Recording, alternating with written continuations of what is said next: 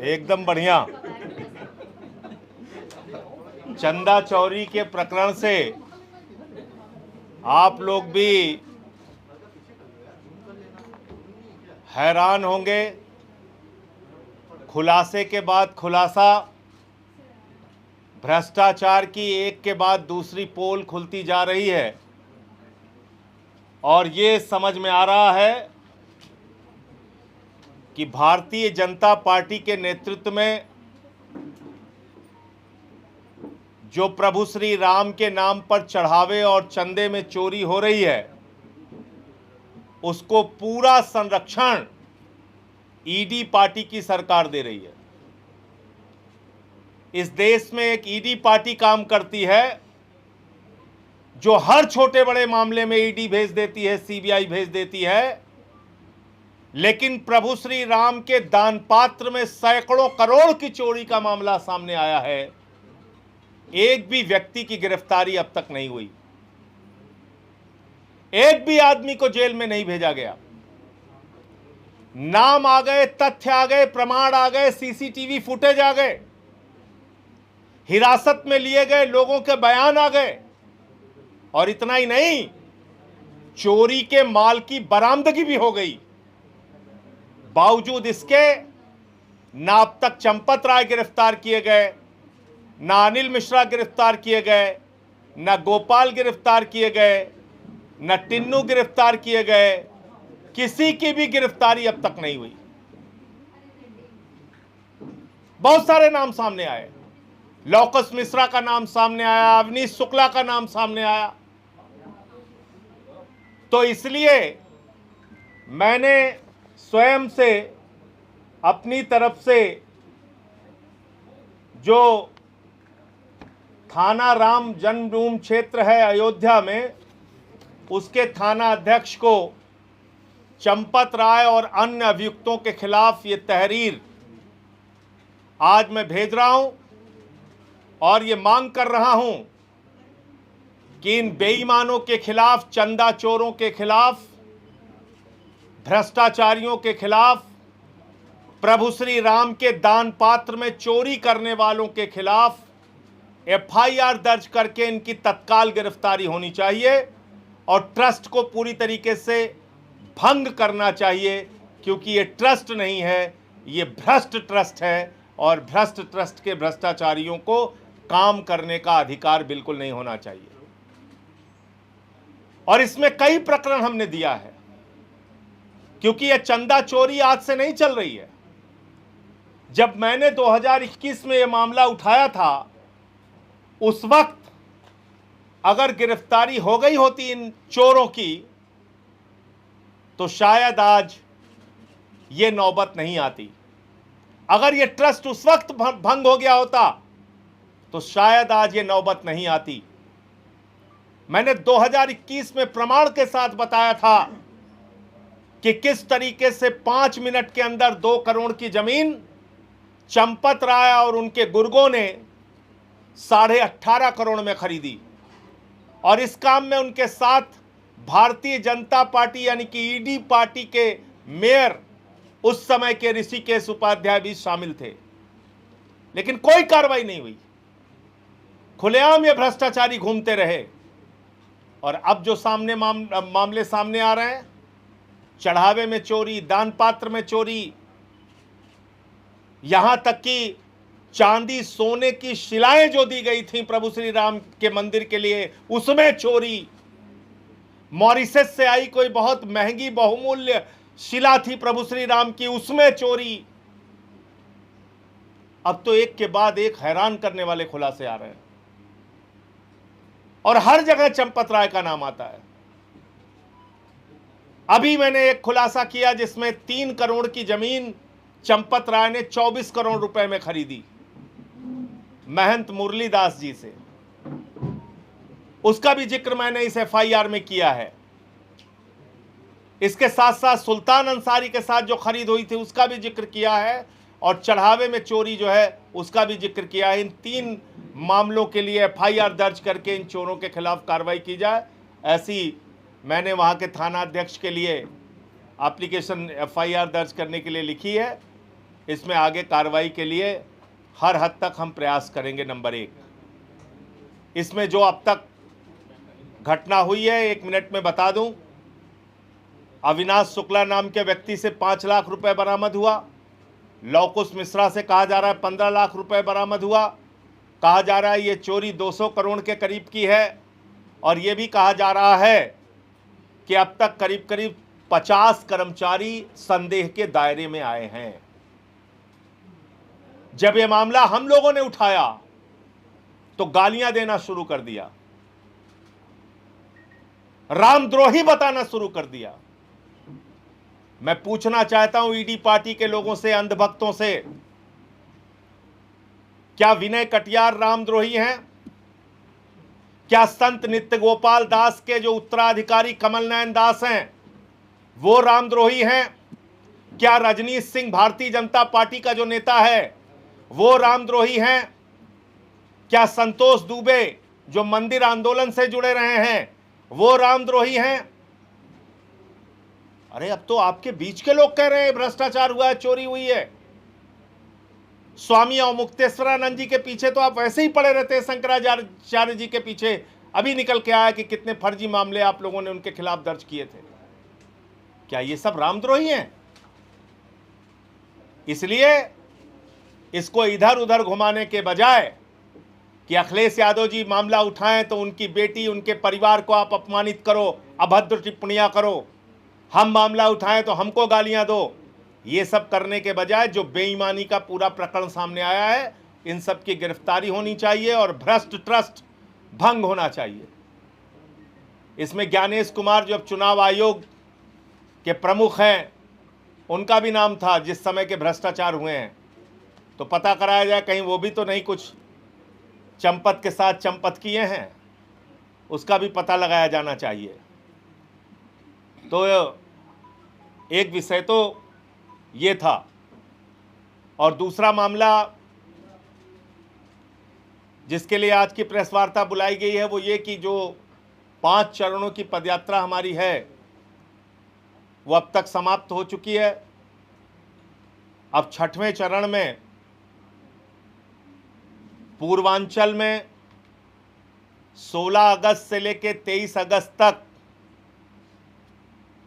यानी कि अगस्त महीने में जो क्रांति का महीना कहा जाता है, जिस महीने में अंग्रेजों भारत छोड़ो का नारा दिया गया था, उसी अगस्त के महीने में, अगस्त क्रांति के महीने में आम आदमी पार्टी रोजगार दो और सामाजिक न्याय दो की अपने 6वें चरण की पदयात्रा आजमगढ़ से जौनपुर तक के लिए करेगी। और इस बीच में आजमगढ़, शाहगंज, जौनपुर और उस क्षेत्र से होते हुए करीब करीब 110 किलोमीटर की ये पदयात्रा होगी, जो 7 से 8 दिन में हम लोग पूरी करेंगे।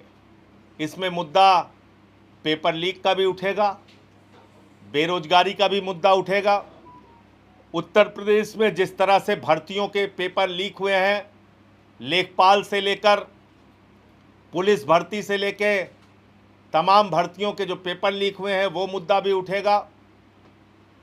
और साथ ही साथ छुआछूत, भेदभाव, समाज के अलग अलग जातियों के साथ आरक्षण के नाम पे धोखा, ये सारे प्रकरण भी, ये सारे मामले भी सामाजिक न्याय के तहत उठाए जाएंगे और जनता के बीच में जाके उनका समर्थन लेके एक जन आंदोलन हम लोग खड़ा करेंगे। हमारे साथ पूर्वांचल के जो प्रांत के अध्यक्ष हैं हमारे राजेश यादव जी, वो भी मौजूद हैं, वो भी अपनी बात 2 मिनट आपसे करेंगे, फिर आपके प्रश्न मैं लूँगा।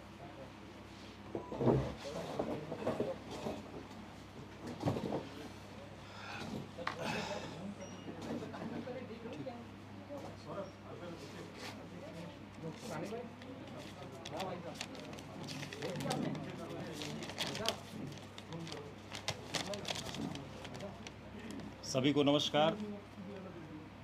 ये हमारी जो 6ठे चरण की यात्रा है ये तय हुआ है कि ये पूर्वांचल प्रांत में जनपद आजमगढ़ से 16 अगस्त को ये यात्रा प्रारंभ होगी और आजमगढ़ से होते हुए ये यात्रा फरिया, सरायमीर, फूलपुर, शाहगंज होते हुए ये जौनपुर की तरफ जाएगी।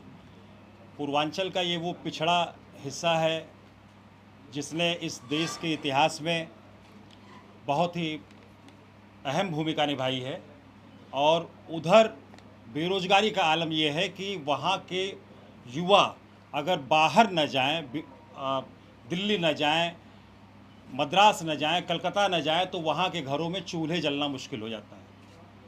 इतनी सरकारें आई गईं लेकिन बेरोजगारों के मुद्दे पर, रोजगार देने के मुद्दे पर सभी लोग फेल रहे हैं।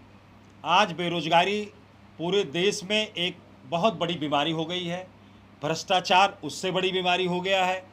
आप देख रहे हैं कि पेपर लीक उससे बड़ी बीमारी हो गई है। किसी बीमारी को आप छोटा नहीं कह सकते। जिस तरह सरकारें काम कर रही हैं और ख़ास करके सन 14 के बाद से, जब से भारतीय जनता पार्टी की सरकार सत्ता में आई है, तब से युवाओं का मुद्दा, महिलाओं का मुद्दा, गरीबों का मुद्दा, भ्रष्टाचार का मुद्दा ये कहीं नेपथ्य में चला गया है और सिर्फ हिंदू मुसलमान इन मुद्दों पर पूरी राजनीति की धुरी टिकी हुई है। हम लोग लगातार आदरणीय श्री संजय सिंह जी जो हमारे उत्तर प्रदेश के प्रभारी हैं के नेतृत्व में उत्तर प्रदेश में हर मुद्दे पर, चाहे वो पेपर लीक का मुद्दा हो, चाहे वो भ्रष्टाचार का मुद्दा हो, चाहे वो प्राथमिक विद्यालयों को उत्तर प्रदेश सरकार द्वारा बंद किए जाने का मुद्दा हो, लगातार संघर्ष कर रहे हैं, लगातार सड़क पर हैं। और उसी कड़ी में ये हमारा जो छठी यात्रा है ये आजमगढ़ से जौनपुर तक होगी और मैं उम्मीद करता हूं कि हमारे उस इलाके के लोग इस यात्रा में बढ़ चढ़कर हिस्सा लेंगे और अब तक जितनी यात्राएं हुई हैं उसमें सबसे शानदार यात्रा आपको वहां की देखने को मिलेगी, जहां पर युवा, किसान, महिला, बेरोजगार सारे लोग इस यात्रा में शरीक होंगे और इस मुद्दे पर आगे की लड़ाई की रणनीति को तय किया जाएगा। और ये लड़ाई हमारी अभी जारी है, कुछ यात्राएं हमारी बची हुई हैं, उनको भी आगे के चरणों में पूरा किया जाएगा। कोई आप लोगों के प्रश्न हो तो पूछ सकते हैं। संजय जी, सूचना मिल रही है कि चंपत राय को मुख्यमंत्री के कार्यक्रम से दूर रखा गया है। देखिए, ये सब रस्म अदायगी से काम नहीं चलेगा। आप मुझे बताइए कि अगर पैसे की बरामदगी हो गई, चोरी का माल बरामद हो गया, तो किसी ने चोरी तो की है ना, उस चोर की गिरफ्तारी क्यों नहीं होनी चाहिए? जब प्रभु श्री राम के मंदिर के चढ़ावे में, दान पात्र में, गुल्लक में चोरी का मामला पकड़ा जा चुका है, नाम सामने आ चुके हैं, पैसा बरामद हो चुका है, तो गिरफ्तारी क्यों नहीं हो रही है? और हर चीज में चंपत राय, हर चीज में चंपत राय। तो अगर इस सबके बीच सबसे बड़ा नटवर लाल अगर चंपत राय ही है तो उसके खिलाफ कार्रवाई क्यों नहीं हो रही है? उसको क्यों गिरफ्तार किया नहीं जा रहा है? मतलब आप सोचिए कि बताया जा रहा है कि भाई शिलाएं गायब हो गई चांदी सोने की, लोग कंगन से लेके जो सोने के अपनी ओर से प्रभु श्री राम के लिए सोना चढ़ाते थे वो गायब है, रुपया अलग गायब है।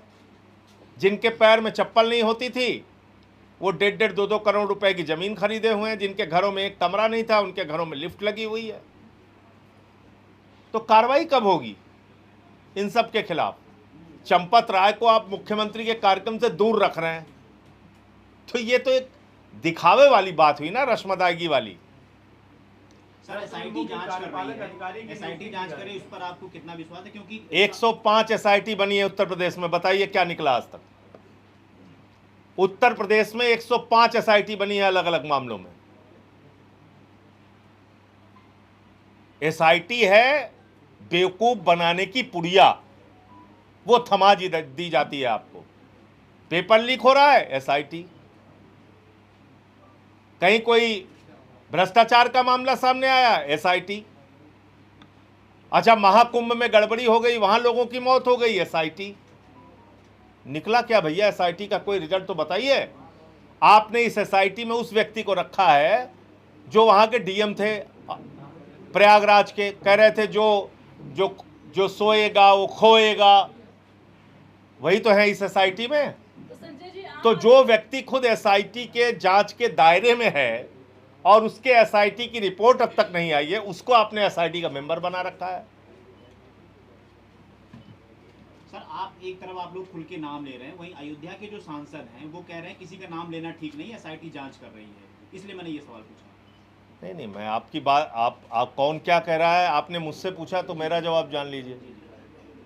मेरा जवाब यह है कि एसआईटी एक बेवकूफ़ बनाने की पुड़िया है जो लोगों के हाथ में दे दी जाती है उस वक्त जब मामला गर्म होता है। 15 दिन बाद आप भी भूल जाएंगे, किसी काम में लग जाएंगे, हम लोग भी बोलते बोलते चिल्लाते चिल्लाते थक जाएंगे, उनकी अपनी मौज चलती रहेगी। बस यही है एसआईटी। आज उत्तर प्रदेश में भाई ये 3 करोड़ की ज़मीन 24 करोड़ में आप खरीद रहे हो, मैंने तो उसकी मालियत और जो दिया गया दाम है सब दिखा दिया ना।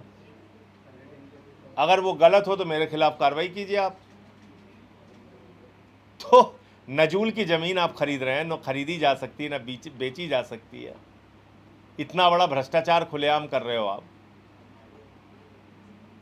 करोड़ों हिंदुओं की आस्था को आप कुचल रहे हो अपने पैरों तले।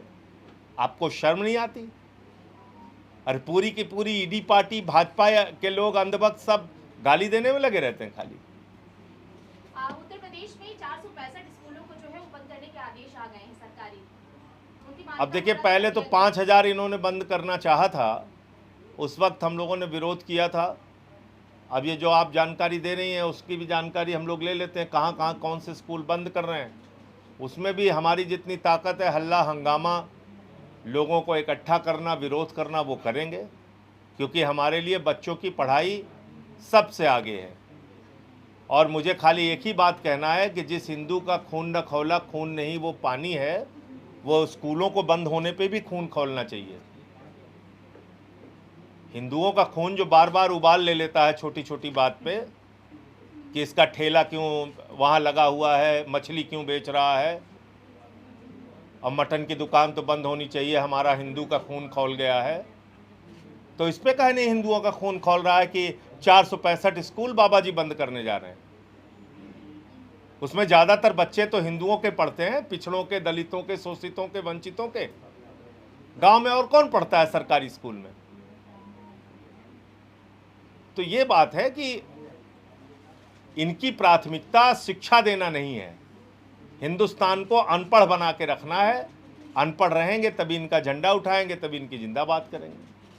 राम मंदिर ट्रस्ट में और कोई सीईओ की नियुक्ति की एक तैयारी चल रही है। एक और कोई प्रश्न उधर से आ जाने दीजिए। हाँ बोलिए। देखिए, जहां जहां चोरी के साक्ष्य मिले उस पर कार्रवाई होनी चाहिए। जो साक्ष्य मेरे सामने आए वो मैंने आपकी जानकारी में दे दिया। मथुरा से संबंधित भी कोई मामला और जानकारी मेरे पास आएगी तो बोलूँगा। अगर कोई ऐसे किसी की कही हुई बात पे बोलना होगा, वो मेरा काम नहीं है। मैं देख लेता हूँ क्या है उसमें, तब आपको बात करें। अयोध्या में मुख्य कार्यपालक अधिकारी यानी कि सीईओ की नियुक्ति की तैयारी चल रही है। वरिष्ठ आईएएस को जिम्मेदारी दी जा सकती है। सवाल उठ रहे हैं कि जो कार्य पहले हो जाना चाहिए था वो इतनी बड़ी घटना के बाद। भाई साहब, ये ट्रस्ट भंग क्यों नहीं हो रहा है? भ्रष्ट ट्रस्ट को भंग क्यों नहीं किया जा रहा है? मेरा तो एक लाइन का प्रश्न है। कितना हिस्सा भाजपाइयों को मिल रहा है, ईडी पार्टी को मिल रहा है? चोरी के माल का कितना हिस्सा इन लोगों के पास जा रहा है, उसकी जांच होनी चाहिए।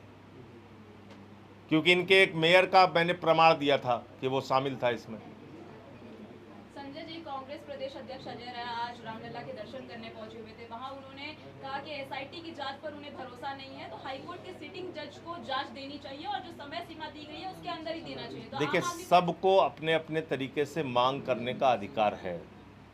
मेरा जो ये कहना है कि जो अभी तक मामले प्रकाश में आए हैं और साक्ष्य सामने आया है, पहले तो तत्काल उस पर कार्रवाई कीजिए, उन लोगों को गिरफ्तार कीजिए और ये ट्रस्ट जो है इसको भंग कीजिए, इसमें ईमानदार और अच्छे लोगों को रखिए। लेकिन बीजेपी जहाँ तक, सुन लीजिए, जहाँ तक जांच की बात है, पहले पता चल जाए कितनी लूट हुई है, कितना भ्रष्टाचार हुआ है।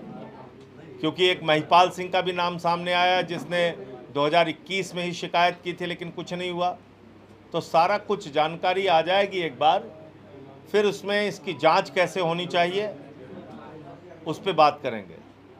अभी तो मैंने थाने में FIR के लिए दिया है इनकी। सांसद जी, जिस तरीके से 21 तारीख को नीट की परीक्षा दोबारा से करवाई जा रही है, टेलीग्राम में जो है वो बैन लगा दिया गया। हालांकि सुनवाई जो है वो 24 तारीख को होनी है, लेकिन परीक्षाएं 21 तारीख को होनी है। तो हाई कोर्ट पहुंच गया टेलीग्राम। व्हाट्सएप पे बैन लगा, नहीं सिग्नल पे, नहीं। और बताइए कितने ऐप बताऊं आपको। मतलब ऐसे काम करते हैं ये लोग। अपना जब ऐसे फैसले लेते हैं तो अपना चेहरा शीशे में नहीं देखते क्या? इनको अपने आप खुद पे हंसी नहीं आती? मतलब आप कभी कह रहे हो कि हम वायुसेना के जहाज से पेपर पहुंचाएंगे, कभी कह रहे हो हमने टेलीग्राम बंद कर दिया। अरे क्या ऐसी हास्यास्पद बातें करते हैं ये लोग। ऐसा लगता है अनपढ़ों की पूरी जमात बैठी हुई है।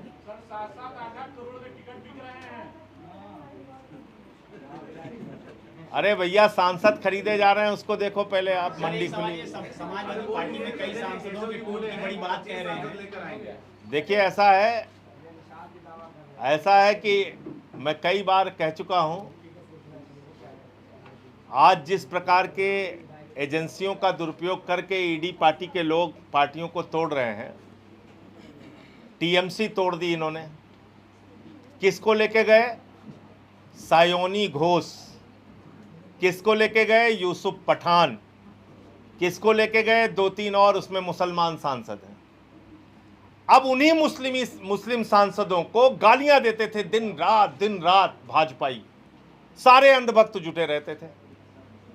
यूसुफ पठान को गाली दो, सयानी घोष को गाली दो। हमारे बाबा भी गए थे, योगी जी। उधर जैसे ही सयानी घोष ने गाना गाया काबा मदीना का, बाबा तुरंत दूसरे दिन पहुंच गए हेलीकॉप्टर लेके। भारत की धरती पे काबा मदीना नहीं बनने देंगे। अब क्या हो गया भैया? अब क्या हो गया? अब तो काबा मदीना गाने वाले को अपने साथ ले रहे हो।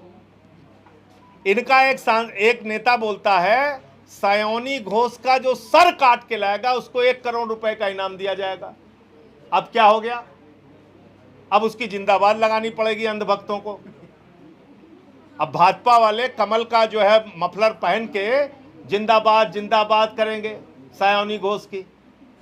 तो मुझे तो ज्यादा तरस कार्यकर्ताओं पे आती है जो गालियां देते रहते हैं, मुसलमान समझ के, हिंदू विरोधी समझ के, उन्हीं को सबको ऐसा। तो मैं इसलिए बार बार कहता हूं, भारतीय जनता पार्टी ने सारे क्राइटेरिया तोड़ दिए हैं।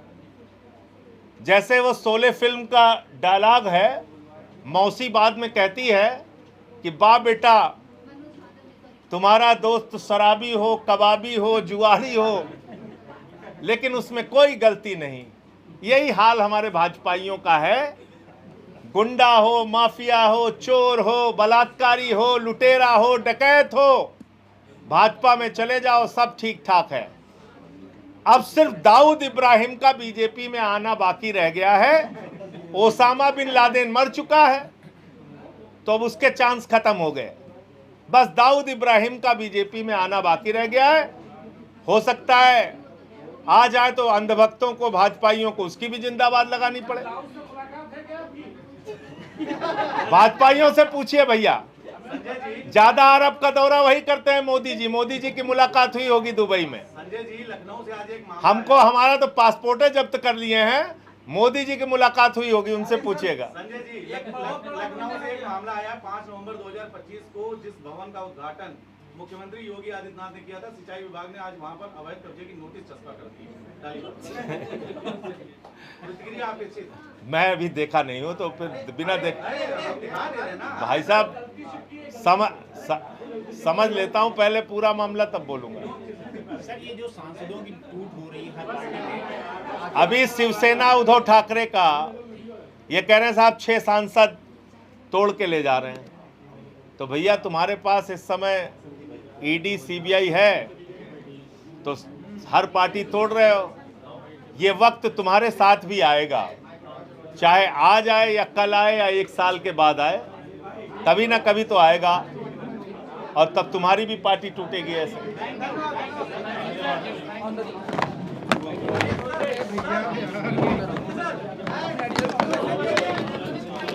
कह रही है कि